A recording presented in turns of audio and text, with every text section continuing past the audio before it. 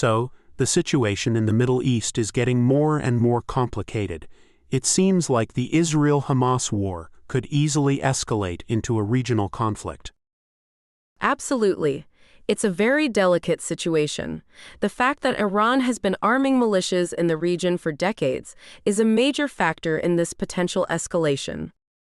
It seems like Iran has been very active in supporting different groups across the region, even Sunni militants at times. That's right.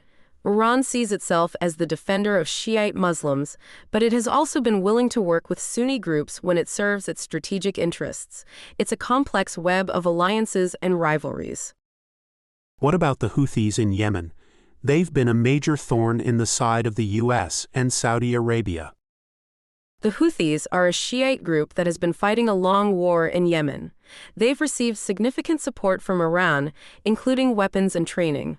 They've become a major force in the region, capable of launching drone and missile attacks that have disrupted shipping in the Red Sea. So, if the Israel-Hamas war escalates, it's possible that these Iranian-backed militias could get involved. Absolutely. Hezbollah has already launched attacks on Israel, and the Houthis have threatened to join the fight. It's a very real possibility that the conflict could spread beyond Gaza and involve other countries in the region. What are the potential consequences of a wider regional conflict? It would be a disaster. It could lead to a massive loss of life, further instability in the region, and a potential escalation of the conflict between Iran and the US. It's a very dangerous situation. Is there any way to prevent this from happening? It's difficult to say.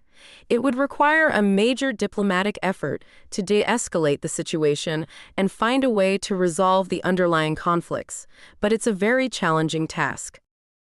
Can you tell me more about Iran's history of arming militias? How did it all start? Thanks for explaining all of this. It's a very complex situation, and it's important to understand the history and the players involved. You're welcome.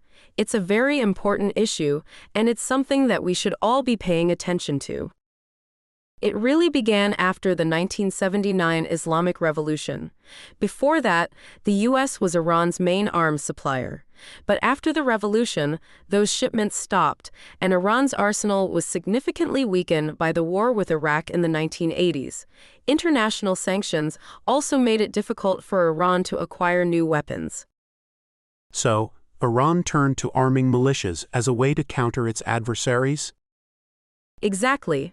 It's a classic example of asymmetric warfare.